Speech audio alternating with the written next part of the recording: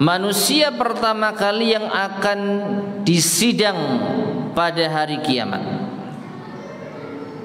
Beliau menyebutkan ada 3, namun di sini yang disebutkan pertama kali adalah rajulun ustushhida, seorang yang mati syahid.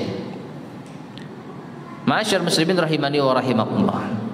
Bukankah salat itu amalan pertama kali yang akan dihisab oleh Allah? Ini kok beda?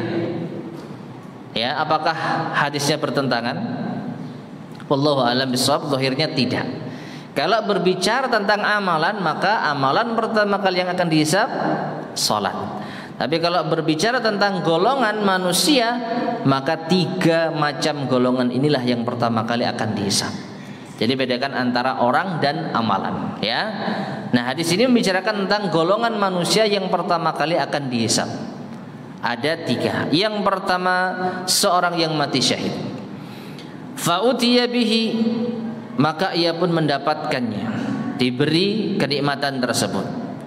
Fa'arafahu Allahu ni'matahu fa'arafahu Allahu ni'matahu fa'arafaha. Lalu Allah mengingatkan kepadanya tentang nikmat tersebut dan dia pun mengakuinya. Jadi di akhirat orang yang mati syahid tadi, ya, diingatkan oleh Allah bahwasanya engkau telah mati syahid dan ini adalah nikmat dari Allah.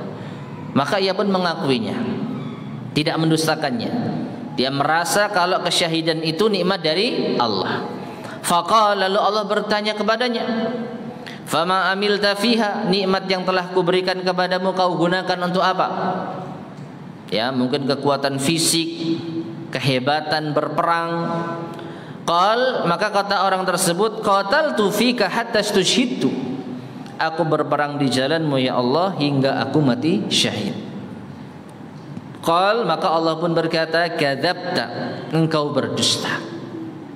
Walakinnaka qatalta liyuqala jari, akan tetapi engkau berperang agar engkau disebut sebagai seorang pahlawan, seorang yang hebat, jagoan. Faqad qil, dan sungguh itu telah diucapkan. Artinya apa?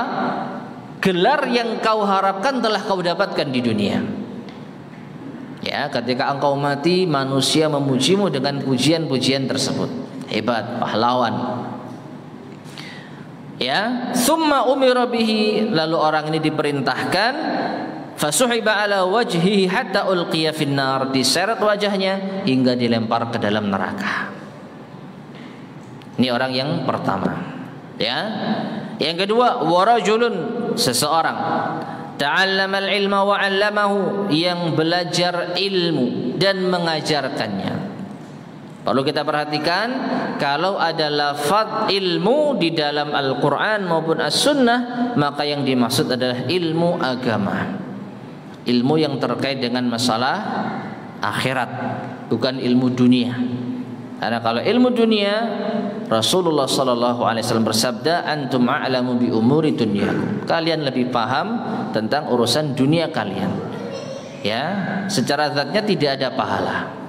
Tapi kalau ilmu agama, mempelajarinya pahala, mengamalkannya pahala, menghafalnya pahala, dan lain sebagainya. Mendakwahkannya juga pahala.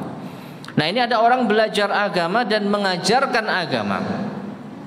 Wa qara'al Qur'ana, dan dia juga pandai membaca Al-Qur'an. Fa utiya bihi, maka ia pun didatangkan pada hari kiamat di hadapan Allah Subhanahu wa taala. Fa arrafahu Allahu ni'amahu fa arafaha, Allah pun mengingatkan nikmat yang telah diberikan, maka ia pun mengakuinya.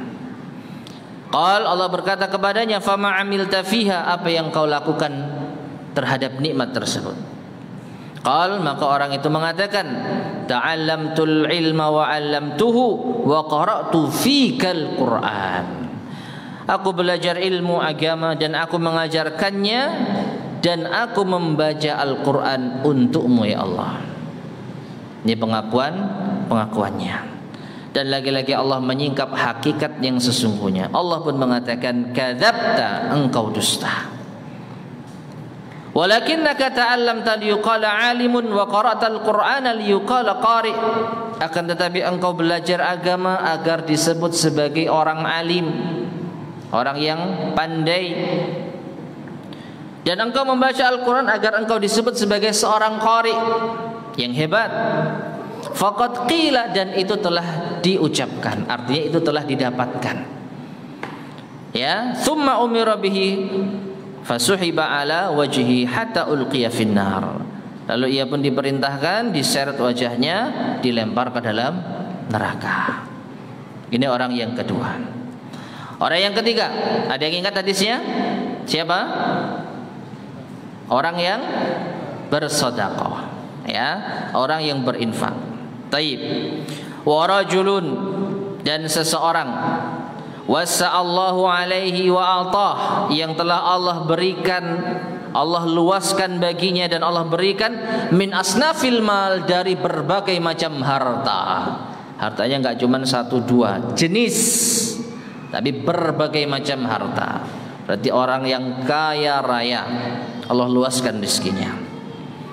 Fa'utiya bihi fa'arrafahu ni'amahu fa'arafa, lalu didatangkan dia di hadapan Allah, lalu Allah mengingatkan kembali nikmatnya dan ia pun mengakuinya. Faqal, lalu Allah bertanya, ma amilta fiha, apa yang kau lakukan dengan nikmat tersebut, harta yang telah apa Allah berikan. Maka orang ini mengatakan, ma taraktu min sabilin tuhibbu an yunfaqa fiha illa anfaqtu fiha lak. Ya, subhanallah, tidak hanya sekedar saya berinfak ya Allah untukmu. Kalau yang tadi, saya berperang hingga aku mati syahid, saya belajar agama untukmu, membaca Al-Quran untukmu. Kalau yang infak ini luar biasa, kata-kata yang digunakan sungguh luar biasa. Ma taraktu min sabilin, tidaklah aku meninggalkan satu jalan, tuhibbu, yang engkau cintai ya Allah, an yunfaqa fiha, untuk berinfak di dalamnya, illa, melainkan anfaqtu fiha lak, aku berinfak di dalamnya untukmu. Gambarannya apa? Tidak ada satupun peluang untuk infak kecuali aku ikut di dalamnya. Ada donasi masjid, infak. Ada donasi pondok pesantren, infak. Semua yang Allah cintai nggak pernah dilewatkan. Dan dia mengatakan, illa anfaqtu fiha lak, melainkan aku infakkan itu semua di jalanmu ya Allah, untukmu ya Allah. Kurang apa coba? Ini super dermawan, super kaya raya, dan super dermawan. Namun lagi-lagi Allah menyingkap hakikat sebenarnya. Allah mengatakan, kadzabta, engkau dusta, walakinnaka fa'alta liyuqala huwa jawad, akan tetapi engkau melakukan ini agar engkau disebut sebagai seorang yang dermawan. Faqad qil, dan itu sungguh telah diucapkan.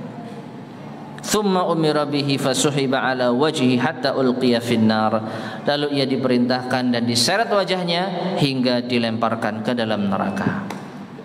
Rawahu Muslimun, hadis ini diriwayatkan oleh Imam Muslim. Taib, ma'asyiral muslimin rahimani wa rahimakumullah. 3 orang ini melakukan amalan yang sungguh luar biasa. Amalan yang seandainya ikhlas maka pahala besar menanti. Orang yang mati syahid tidak ada lain balasannya kecuali surga.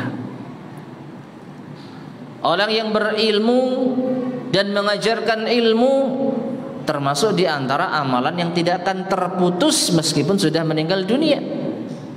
Demikian pula orang yang berinfak, sedekah jariyah, termasuk amalan tidak akan terputus meskipun telah meninggal dunia. Ini kalau apa? Ikhlas.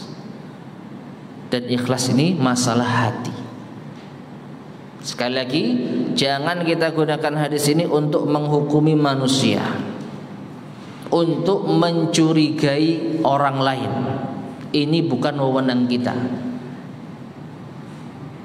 Yang menyidang mereka Allah Subhanahu wa ta'ala, Tuhan yang maha tahu isi hati manusia. Pantas kalau Allah yang menyampaikan, Allah yang membuka aib mereka, Allah yang menghakimi mereka. Kan Allah tahu, maha tahu isi hati manusia, sedangkan kita nggak tahu. Ya, kebanyakan prasangka justru apa? Dosa.